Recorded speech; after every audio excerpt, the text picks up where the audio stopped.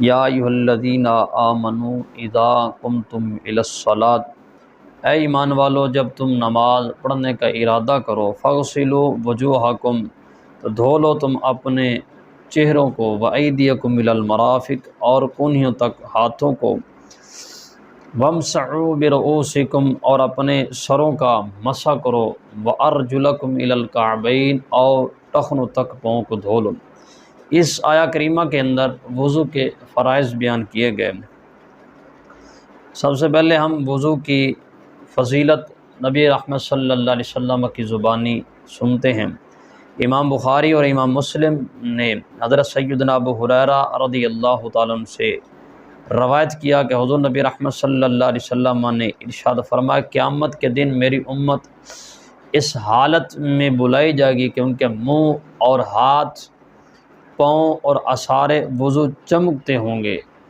تو تم میں سے ہر ایک کو چاہیے کہ وہ اس چمک کو زیادہ کرے، یعنی وضو کو کثرت کے ساتھ کرے۔ صحیح مسلم شریف کے اندر ہے، میرے کریم صلی اللہ علیہ وسلم نے فرمایا، حضرت سیدنا ابو ہریرہ رضی اللہ تعالیٰ عنہ سے مروی ہے، کریم آقا علیہ السلام سے صحابہ کرام، حضور علیہ السلام نے صحابہ کرام سے ارشاد فرمایا کہ میں تمہیں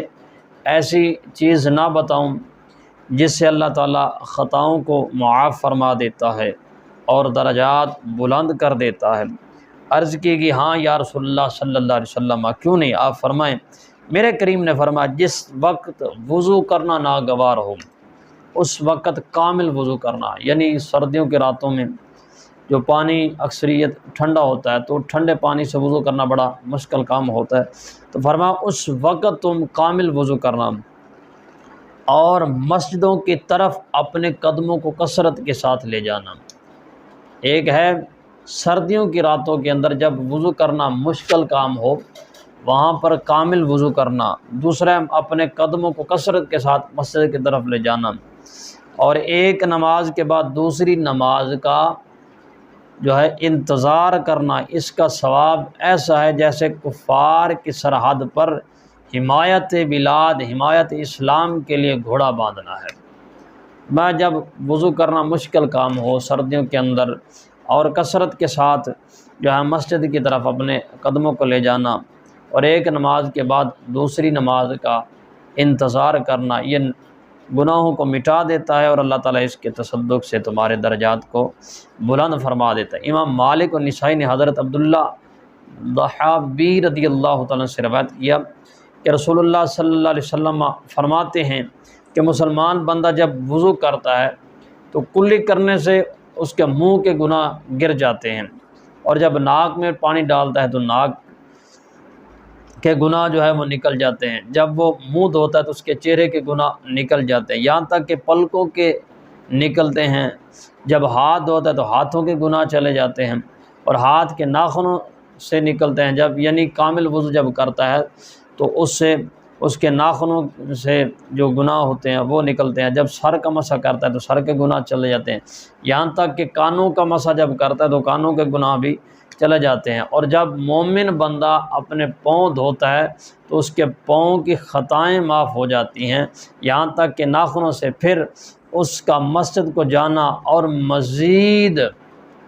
اور درجات کی بلندی کا سبب بنتا ہے۔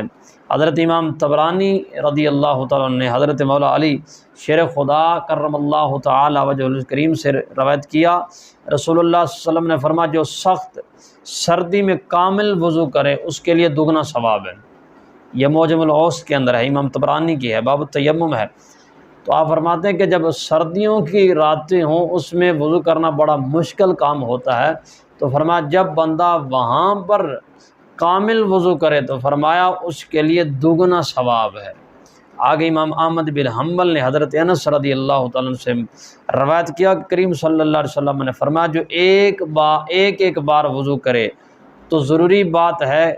کہ وہ دو بار کرے تو اس کو دگنا ثواب ملا جائے گا، یعنی جو ایک بار وضو کرے گا اس کو ایک مرتبہ ثواب ملے گا، اور جو 2 بار وضو کرے اسے 2 مرتبہ کا ثواب دیا جائے گا، اور جو 3 بار دھوئے، اعضائے وضو کو 3 بار دھوئے،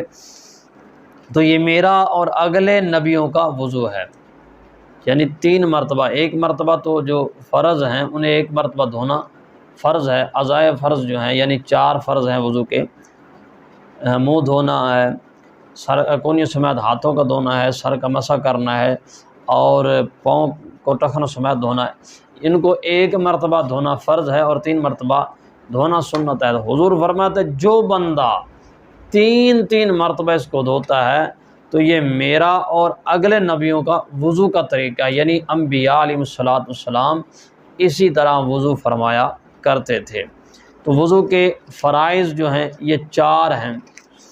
جن کا ایک ایک بال دھونا فرض ہے، جو آیا کریمہ کے اندر بھی بیان ہوئے۔ پہلا بیان ہوا فَاغْسِلُوا وُجُوهَكُمْ، دھو لو تم اپنے چہروں کو، وَأَيْدِيَكُمْ إِلَى الْمَرَافِقِ، اور اپنے ہاتھوں کو کونیوں سمیت،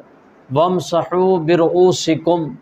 اور اپنے سروں کا تم مسح کر لو، وَأَرْجُلَكُمْ إِلَى الْكَعْبَيْنِ، اور اپنے قدموں کو، اپنے پاؤں کو جو ہے وہ ٹخنوں سمیت دھو لو۔ یہ 4 وضو کے فرائض جو ہیں وہ اس آیت کریمہ کے اندر بیان ہوئے۔ انشاءاللہ العزیز ان کے ہم آگے ہر ایک کے مسائل پڑھیں گے۔ پہلے منہ دھونے کا مسائل جو ہے اس کے بارے میں جو فقہاء کرام نے مسئلے اخذ کیے ہیں انشاءاللہ آپ کے سامنے عرض کرنے کی سعادت حاصل کریں گے۔ پھر اسی طرح یعنی 4 وضو کے فرض ہیں اور چاروں کا انشاءاللہ ہم مکمل تفصیل کے ساتھ پڑھیں گے۔ اللہ تعالی ہمیں دین کا فہم نصیب فرمائے۔ ویڈیو اچھی لگی تو آگے شیئر کیجئے دوستوں کے ساتھ تاکہ کسی ایک کا بھلا ہو جائے۔ آمین وما توفیقی الا باللہ۔